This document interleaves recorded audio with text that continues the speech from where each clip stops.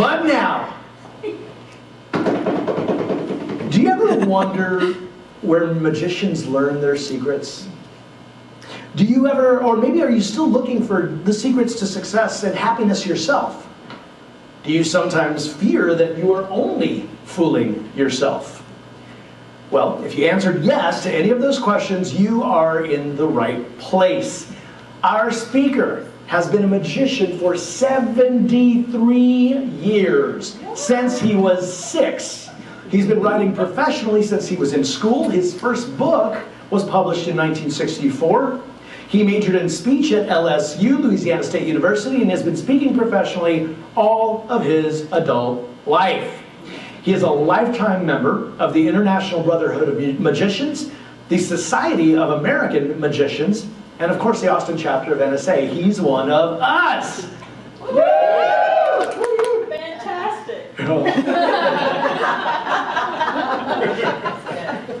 Magicians don't usually tell their secrets, but get ready, because today he will break the magician's code. Please join me in welcoming speaker, author, and entertainer who has completely failed at being retired, the fantastic Kent Cummins.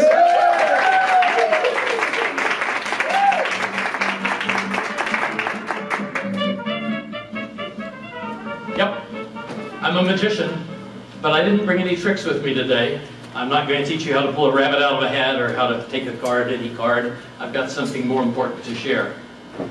Let me introduce you to my mom. Mary Lou Cummins was 17 years old at the beginning of 1943.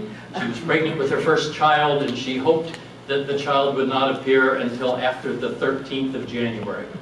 That's when she turned 18. And she felt that was a much better time to be a mom. But I must have been in a hurry, because I showed up on January 6th. It's interesting, in the Christian tradition, that's Epiphany. That's the date of the coming of the Magi. So maybe I was born to be a magician. 6 years later, Mom made my first puppets, and my dad gave me my first A.C. Gilbert Mysto Magic set. And I said, I'm going to be a magician. And Mom made my first magician costume, including a black satin cape with a gold satin lining, and a beautiful table drape with a little rabbit hat on it. As I continued in magic, more costumes and certain tricks that needed a seamstress to make them work. Mom and I became really good friends. Then in 1993, the year that I turned 50, I decided I was going to start what became Fantastic Magic Camp, a day camp, fully inclusive, that uses the fascination and fun of magic, juggling, and puppets to raise self-esteem, self-confidence in school-age children. It's a project I'm very, very proud of, and of course I hired my mom as the first puppetry teacher. Because when I went away to college, she said, huh. And so she joined Puppeteers of America and started making her own puppets. And this was great because Mom would live with us in the summer, and we'd go to camp together and do all this fun stuff. And there's one day we were driving to camp, and I was in an awful mood. I don't even remember why. But for some reason, I was mad at the world. And Mom says, Kent, are you going to have fun today? She says, because we're doing some really important things here. And if you're not going to have fun, you might as well shut it down, and we should go back home. Mom was right. She almost always was. No matter what you're doing, if you can't have fun doing it, what's the point? I took that lesson to heart, as that famous philosopher, Snoopy, said, life is too short not to live it up a little.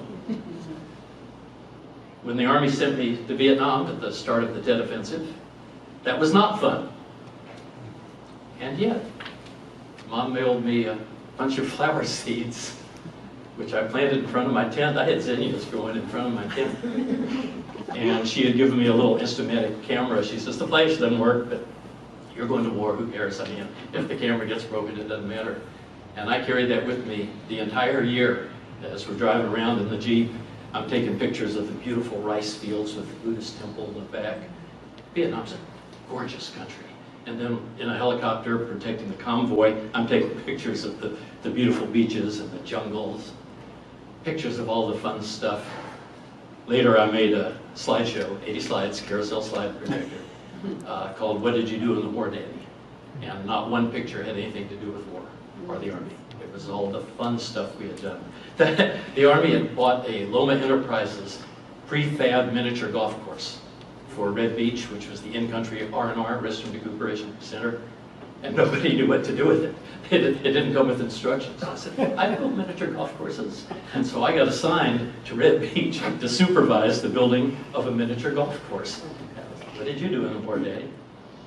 And then I found out the Special Services had collected a bunch of old musical instruments and nobody was using them. And so I found members of the company that could play some of those instruments. And we put together a little floor show that we could entertain each other, you know, the different units. Of course I did magic, and we called that show Wartime Wizardry. It was a lot of fun.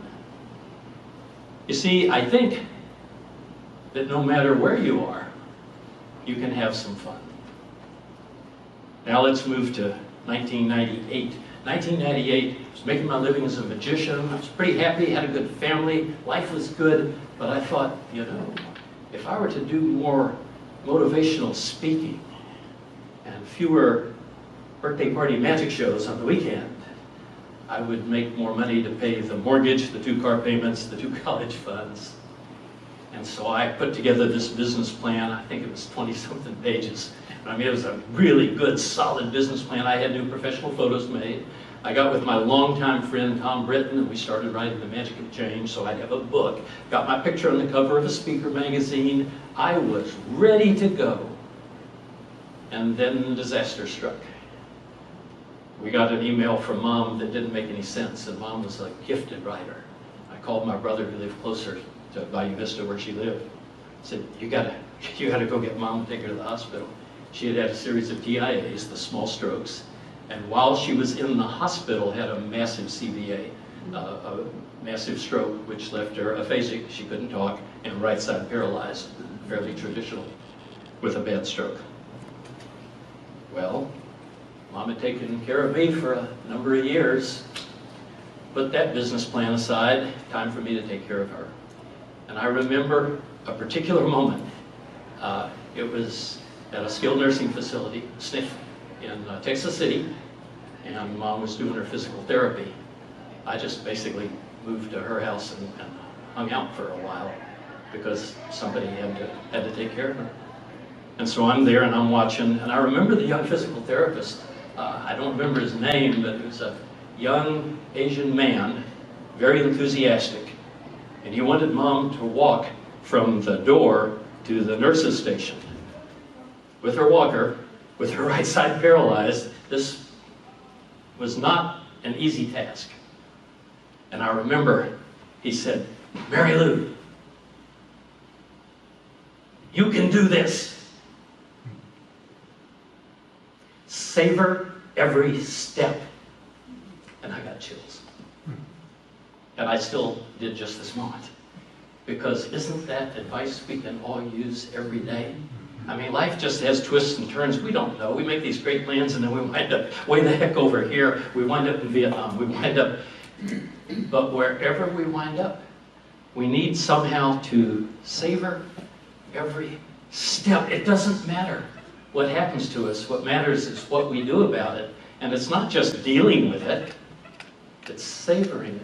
Recognizing that even the worst situations teach us things and give us something that makes our lives better in the future. And so, I've got an important question for you. Are you going to have fun today? I already did. I'm Ken Cummins. Thanks.